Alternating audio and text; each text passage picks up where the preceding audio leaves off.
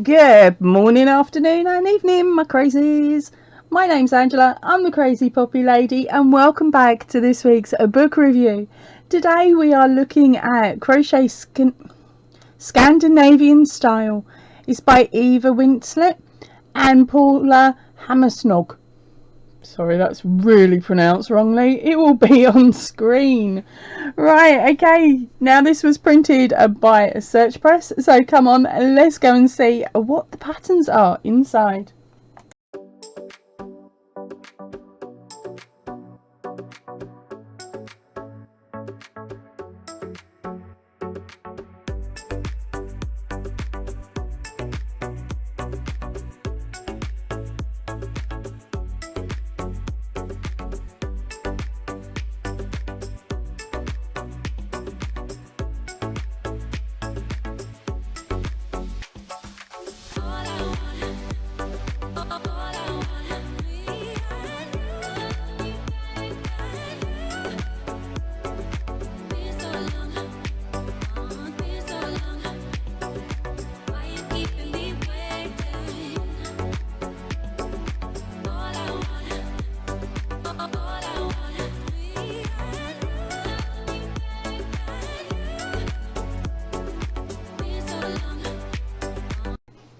Right, so here we go. This book was first published in 2014 and it costs in the UK £12.99.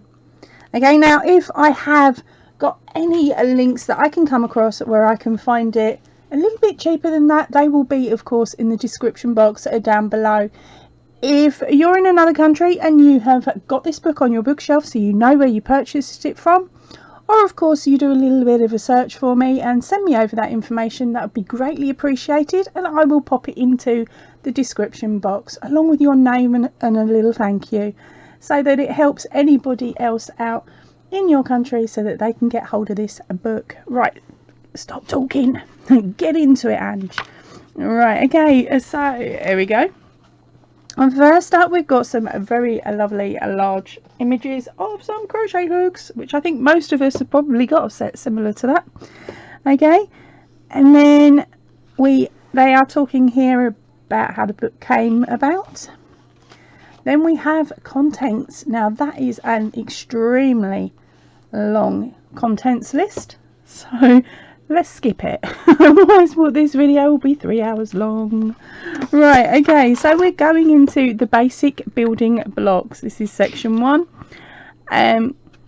There's only one difficulty in crochet: keeping track of the number of stitches, widths and rows. That's the first little teaser of the first few lines. But as you can see here, we move on and they talk about the slip knot, a chain stitch, double crochet and a slip stitch on this first page, with beautiful clear images and very simple instructions. And then we move on to the next page, which covers the half treble crochet, treble crochet and double crochet. Now I should explain that this book is written, I believe, in English terminology. I really should have, yeah, in English terminology, and the easiest way you can tell that when looking at a book is if it's got a section like this, it jumps straight from chain to double crochet. Okay, now in the UK a single crochet is a double crochet. Okay, so sorry, in the UK if it says double crochet, that's in an English book that actually means a single crochet. I know I get it the wrong way around, but as you can see, that's how it works. Okay, so moving on to the next page, they're talking about turning chain stitches and how many you need for each type of stitch. So if you're working a UK DK, no, go back to it, and your brain's not in gear. Oh, I was right. If you're working a UK DK or a US single crochet, you would need a 1. And then if you're moving up to the next size stitch, you'll need the 2. So it explains a lot there. You've also got some tips and tricks, and then they work on to ending the beginning chain, an alternate method. Okay, so that is, was it working in the round, that section there? Okay, We've got crocheting into difficult stitch and loops, increasing and decreasing with more tips and tricks, and decreasing at edges, increasing and decreasing of pattern, crocheting in the round, crocheting spirals, cylinders, ovals, increasing in corners. I am going fast, can you tell? Counting stitches and rounds in crochet, reading a pattern. Then we move on to yarn, gauge and crochet hooks, along with symbols and abbreviations. Then we have a section here where it turns it from US, British and British crochet, so you can see the differences between the two and fix it if you need to when you're reading the pattern. A little tip: if you pick up a book that is in English terms and you only work in American, or American terms and you only work in English, it's a good idea to print this out, laminate it if you're posh enough to have a laminator, and use that as your divide or your like your book divide when you're working through, so that you've always got it there so you can refer back to it very quickly without having to go backwards and forwards within the book or the pattern that you are working on. Right, back to the book. The next section is different terms. Then we move on to materials, equipment and preparations. Okay, so they're talking here about yarn types and qualities, natural fibres, silks, cotton, linen, bamboo and blended yarns, and then of course dyed yarns. We move on to the synthetic. This is quite nice actually. They've explained more about the ball band there. I don't quite know which yarn they've chosen, but they've given you bits of information there. Then you've got other materials for crocheting, as in leather cords, ribbon, fabric strips, cords and metal. Moving on to the crochet hooks, we've also got a gauge chart here, so it shows you the sizes in the US size, British size and size in millimeters. Yeah, that's right, there is 3 different types of sizing. There might actually be 4. Anyway, we'll get back to it. Miscellaneous equipment, meaning all of the bits in the picture. Right, preparing to crochet, and then we move on to developing your crochet. Okay, I've got a tutorial for that one. Have I? I've got that one. Right, let's have a look. We've got ribbing and structure patterns. I'm just going to skip through really. V-stitch, treble and double crochets, fans and shells. Okay, and lots of different ones there. Some more there. Blocks and lattices. And all of these have also got written instruction on the page. We've got chevron and wave patterns. So it's a nice little stitch library to start with, isn't it? Bobbles and puff stitches, cross stitches, relief stitches, so they're your front and back posts. I have a tutorial for this one on my channel already, and that something very similar to that. Right, we have a miscellaneous, a woven crochet, multicolour crochet, and then it comes on to designing your own patterns. So it's showing you how to measure the body and different bits you need, and it talks you through. I like this. If something goes wrong, whenever you follow a pattern carefully or work freehand, sometimes a project is disappointing. Most often it's the size that isn't correct. It's either too small or too big. If you're uncertain about how a garment will fit,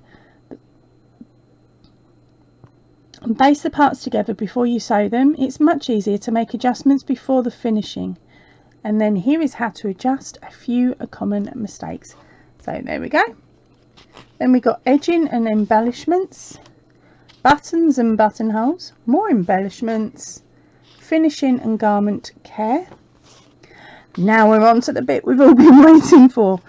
That was 76 pages of information. Crikey, that's a lot. Okay, now we have the crochet patterns. You ready? We've got a granny square blanket. If you didn't spot that on that last page, I will be very shocked. Okay, we've got a sleeveless tunic. That's really pretty. Edged baby blanket. A sweet baby dress. Oh, a children's hats. The blocks blanket. A yoked children's sweater. And baby cardigan and shoes. Now baby's looking grumpy. We have got a soft teddy. A Chanel jacket. There it is, and a bit better. Okay, let's move on. We've got a man's vest. A sheer top. An open cardigan. Ooh, what was that? I missed that. A dress with a stand-up collar.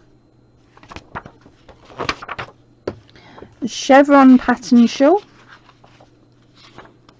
A pair of slippers. Envelope bag and smartphone cover. Hat and half gloves. String bag. Scarf in pastel tones. A snoot and a tie. A hat. What's a turquoise one? And bag and clutch. This book is full. Okay, we've got half gloves in a thick wool. Triangular mohair shawl. Mittens and hat. A summer bag. Still going. Purple scarf. A scarf with inlay strands. A harlequin block bag. 4 pot holders. A bread basket. A grey pillow. Hot pad. Tea cosy. A chevron pattern pillow. Large granny square blanket. A round bolster pillow and a large round pillow. Another one. This time it's a round rug. And crocheted containers. And finally the index. Did you count how many patterns were in there? I know I didn't. Now on the back page here, not only have I got my library sticker, but there is also more books for you to choose from searchpress.com. Well, I know I've got quite a few of them already on the channel, so I will link the playlist up here for you to go and have a nose through. If you liked this style of book, then they've got loads more. Now for my rating. Would this go on my bookshelf? Did you see how many patterns were in there? If I was a beginner to crochet and I was just learning, and of course this was written in American terms, yes, it would probably make it to my bookshelf. But personally now, no, it wouldn't, just because I don't have as much room, so I'm being very choosy. But to be honest, this would be absolutely amazing. Actually, no, I'm going to change my thoughts on that.